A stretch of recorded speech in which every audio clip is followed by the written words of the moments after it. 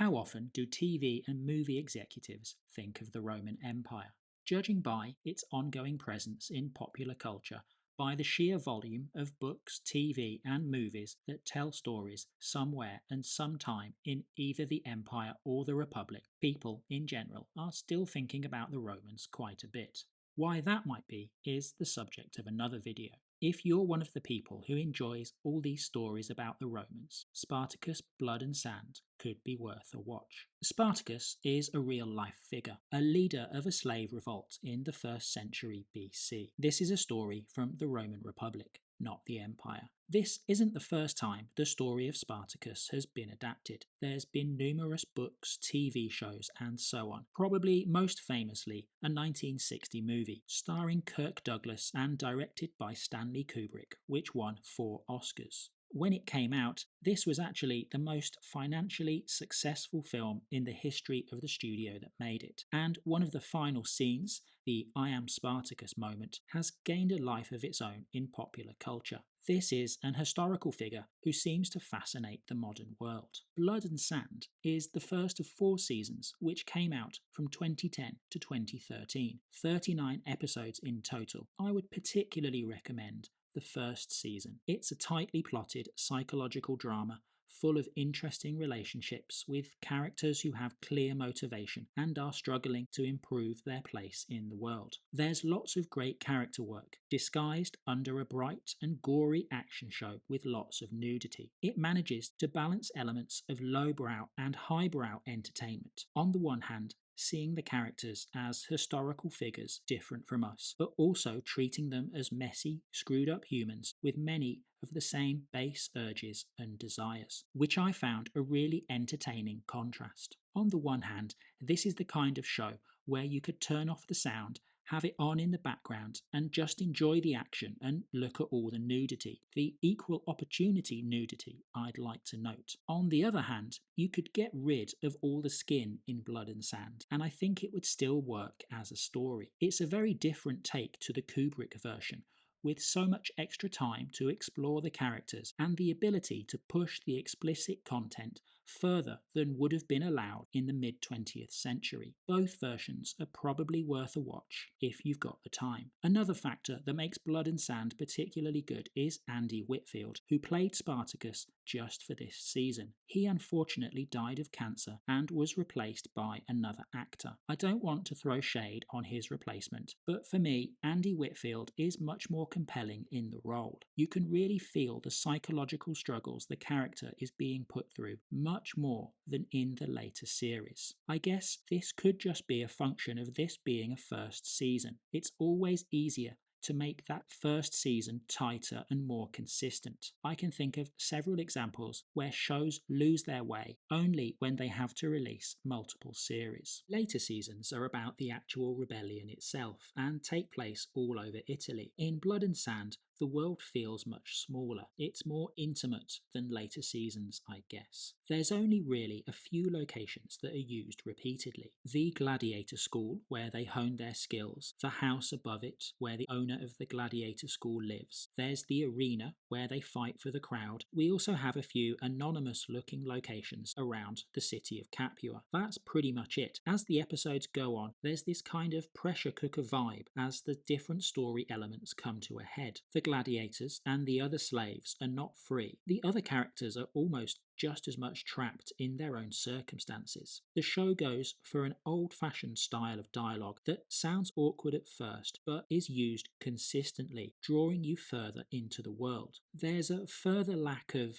how would you say it, naturalism. For example, in how they do transitions between shots and scenes by techniques such as using spurts of blood to cover from one scene to another, which sounds kind of gross, but works really well because it's so obviously artificial. Visually, it seems very influenced by Zack Snyder's 300, particularly in the fight scenes. Overall, the minimal locations, the awkward dialogue, the deliberate artifice when using CGI all create this kind of stage play vibe that also allows the actors to maybe overact a little. It all creates an atmosphere in universe that makes the show distinctive and consistent, maybe helps you just chill out and just enjoy the boobs. Let's talk about episode 1, The Red Serpent. We start off in Capua, a man shackled in a cell underground, while above, one armoured and one unarmoured man fight each other in the arena, the crowd enjoying the fight. It's very orange and yellow and brown, some of the first bit of slow motion gore falling on the sand. The great and the good are also watching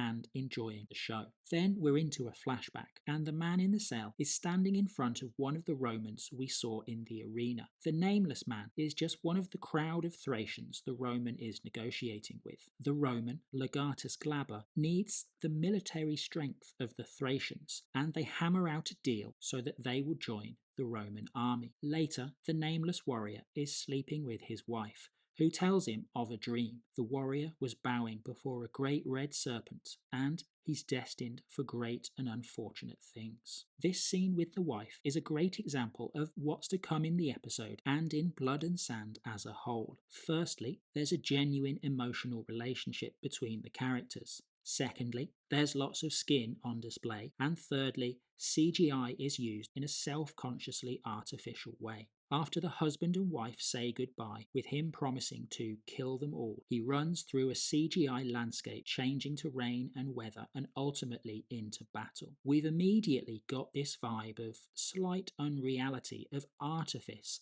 while still being asked to see the characters as three-dimensional. I think this artifice is what makes the gore bearable. I'm not really a fan of horror movies.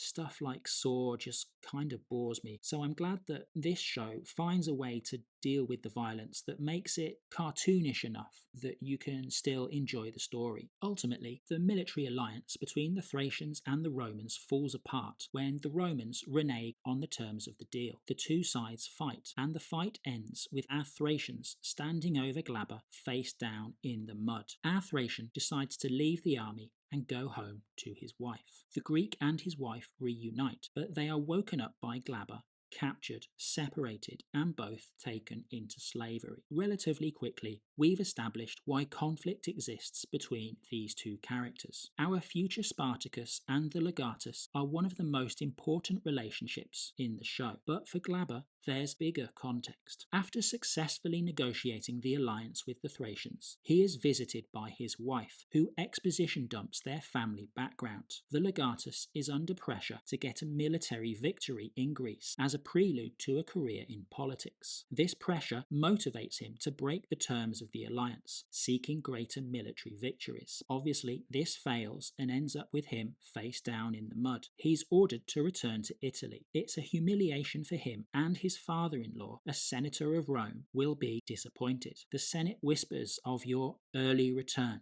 says the wife. Early return seems to be a euphemism for humiliating defeat. Glaber, Ilithia, and our Thracian all arrive in the drought-ridden southern Italian city of Capua. Here we get to meet all the main players who will act out the drama for the next 13 episodes. They are at a party. The guest of honour is Albinius, Glaber's father-in-law and Ilithia's father. Other local dignitaries present their wares to the guest of honour. First up is Batiatus, the owner of a local gladiator school. He presents his best fighters, Crixus the Gaul and Barca of Carthage. Next, Salonius, a competitor of Batiatus, presents 6 unnamed gladiators. Judging by everyone's reactions, Salonius is the more successful owner of gladiators and better at getting the patronage of rich men like the senator. Salonius also seems to have a fondness for Batiatus's wife, Lucretia. The two of them see Salonius as a mortal enemy. And lastly, Glaber gets to present his Thracian prisoners, who will be executed in the arena by gladiators for the entertainment of the public. His father-in-law is unimpressed, and we see just how weak Glaber's position is. Despite this being a polite and apparently civilized society, we've got the Thracian, Batiatus, and Glaber all feeling like they're in a desperate situation, and they're all gonna push as hard as they can to get what they want. Glaber, his political career; Batiatus, to overcome his rivalry with Salonius; and the Thracian, to find his wife. And the next day, the Thracian gets his new name. Sent into the arena to die,